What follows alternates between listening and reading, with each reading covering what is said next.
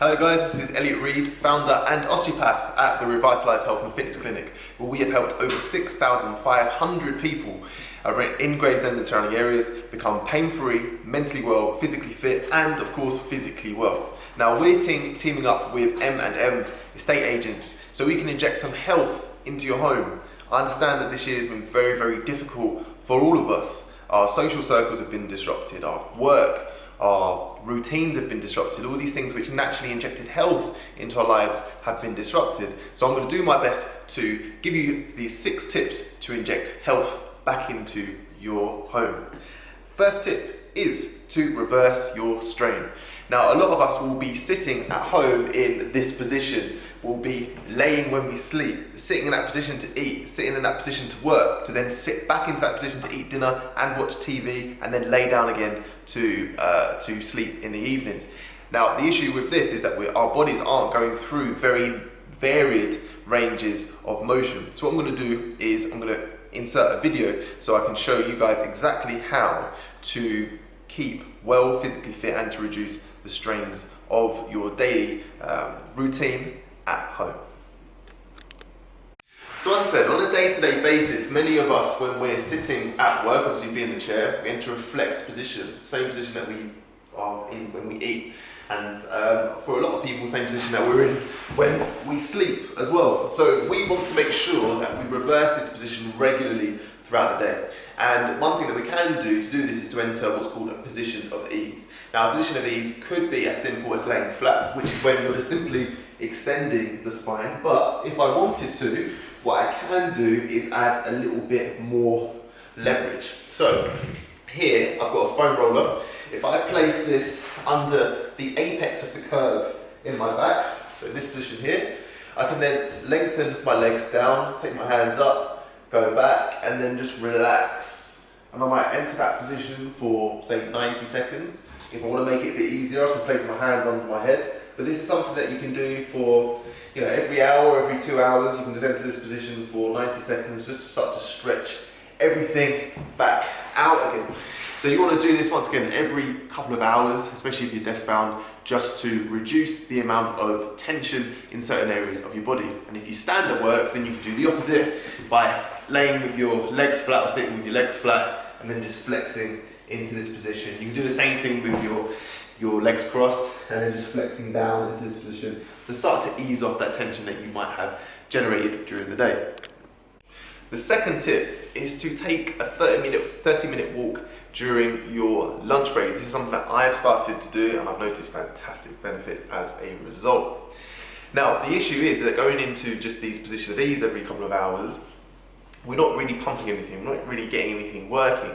So the effects of it are more temporary. However, with say a 30-minute brisk walk, you start to pump your muscles and your spinal joints and your hip joints and your knees and all of that good stuff. And you're starting to sweep the surfaces of the joint to develop nice, fresh nutrients, to draw fresh nutrients out of tissue. And as well as that, to start to stretch and contract certain muscles. But as well as keeping your muscles and your joints healthy, it also enables you to absorb a nice amount of vitamin D, which is essential for our bone health, and as well as that, just our general well-being. So that's tip number 2, take a good 30-minute walk at lunchtime. Now we're going to move on away from your joints and your muscles, we're going to move more onto your fitness. So when it comes to your fitness, what I need you to do is to combine what is easy and long with what is short and hard. So what I mean by that is, if we were just to stick to walking, then our bodies would become quite supple and our hearts and our lungs would become quite healthy, but our muscles and our joints might not necessarily benefit. So we want to make sure that we do some strength exercises as well. So as well as your daily walk, you might add another brisk walk or add on the end of your walk some intense resistance exercises. So I'll demonstrate. So a nice easy exercise that you can use to get your hips and your legs working is a squat. So from this position, all you're going to do is take a sit and then from there stand up again.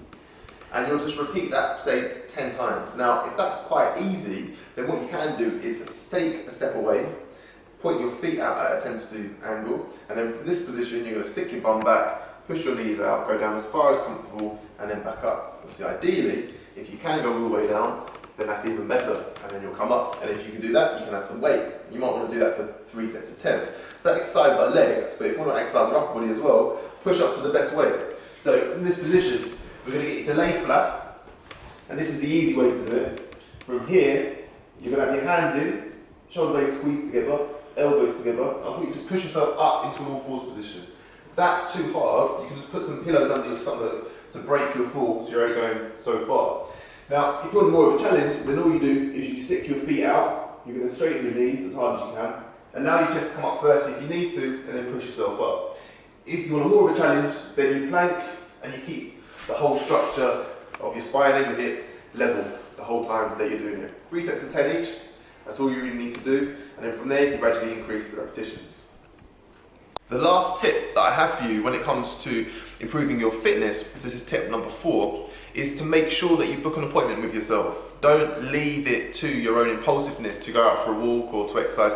One thing you might forget, the second is a lot of us don't enjoy exercise when we first start doing it, so we need to start to build a routine, to start to develop a good healthy relationship with the dopamine, and the dopamine which is released, the reward hormone which is released when we exercise, and then after that you won't be able to miss it, you'll want to do it. But to start off with, make sure that you book an appointment. Now we're going to move on to our last 2 tips for mental health. So, first is to replicate in your life what you had before COVID. For a lot of us that will be socializing, or it might be going out to certain places. Make a game of it and write a list of whatever used to make you happy before, whether that was seeing your friends, going out for a drink, anything like that. And then all I want you to do is try and replicate that as best as you can in home. So if you used to see your friends on a regular basis, at the moment I think we can go out for a walk with one other person.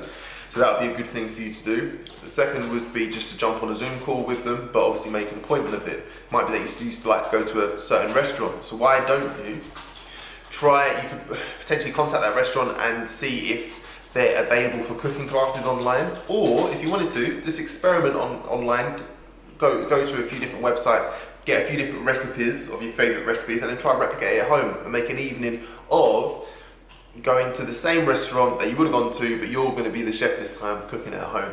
Give that a go. And the last tip is to accept the good with bad. Now, journaling or conversation is a really good way to do this. All you would essentially do is write down each day what you're really happy with and what really peed you off.